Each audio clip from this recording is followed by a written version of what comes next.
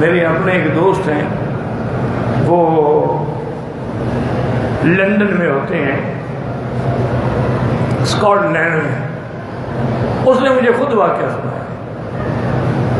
اس نے کہا کہ میں یہاں آیا اسکاٹ لینڈ میں بس پیسے کمانے کے لیے آیا تھا، سیدھی سی بات ہے، اور یہاں میں ایک گوری کے چکر میں پھنس گیا اور میں نے اس سے شادی کر دی۔ یہاں تو لوگ لڑکیاں ڈھونڈتے ہیں نا، وہ لڑکیاں خود لڑکوں کو ڈھونڈتی ہیں، وہاں الٹا کام چلتا ہے۔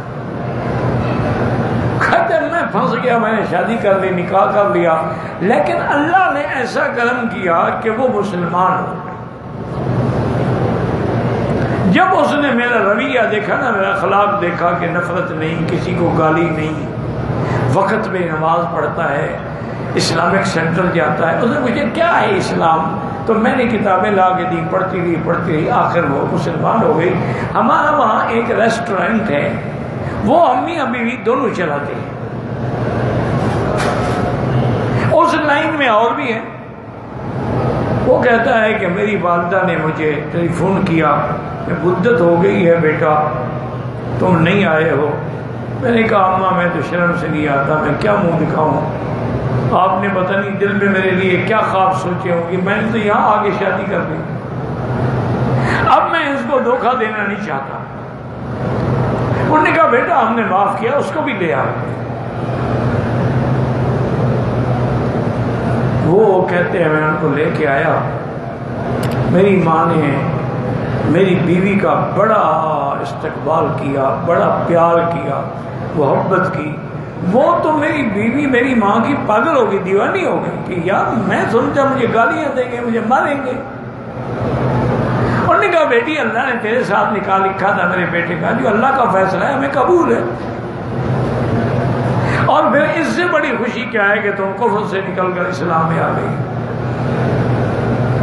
تو میری ماں نے آخر بیٹا تھا، اتنے عرصے کے بعد آیا، بہو بھی گھر آئی تھی، کھانا پکایا، تو کہتا ہے مجھے رات کو بیوی کہے کہ اس کھانے میں جو لذت ہے نا وہ میں نے زندگی میں نہیں دیکھی۔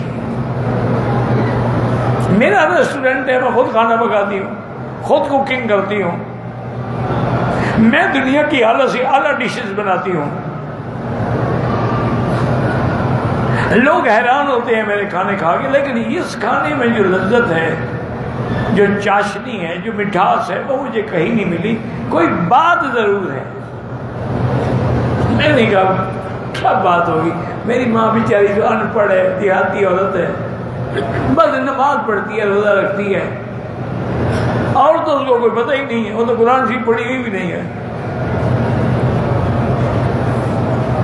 تو کہتے ہیں کہ میری بیوی نے ایک دن ان کو مجبور کیا کہ امی جان آپ بتائیں۔ انہوں نے کہا بیٹا بس میری ایک عادت ہے، میں کوئی کام بھی نہیں کرتی جب تک بسم اللہ الرحمن الرحیم، بسم اللہ الرحمن الرحیم، آٹا گوندتی ہوں تو بسم اللہ الرحمن الرحیم، کھانا پکاتی ہوں تو بسم اللہ الرحمن الرحیم، کھانا نکالتی ہوں تو بسم اللہ الرحمن الرحیم، بس میرا بھی یہی ایک وظیفہ ہے۔ انہوں نے کہا اماں مجھے سمجھ آ گیا، اسی بسم اللہ میں یہ برکت ہے جو ہمارے کھانوں میں نہیں ہے۔ وہ کہتے ہیں جی ہم واپس آ گئے، میری بیوی نے بھی اب بسم اللہ پڑھ کے جناب سارے کچن میں سارے کوکس اور ہیلپرز اور جتنے تھے سب کو بسم اللہ کے بجائے کسی چیز کو ہاتھ نہیں لگانا ہے، سب بسم اللہ پڑھو، سب کو بسم اللہ پڑھایا۔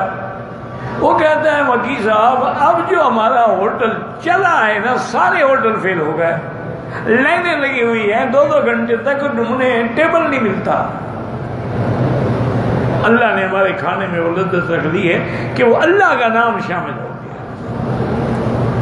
تو اس لیے اگر ان چیزوں کا خیال کریں گے میری بیٹی، تو انشاءاللہ چند دنوں میں آپ دیکھیں گے کہ گھر کا ماحول بدل گیا، حالات بدل گئے۔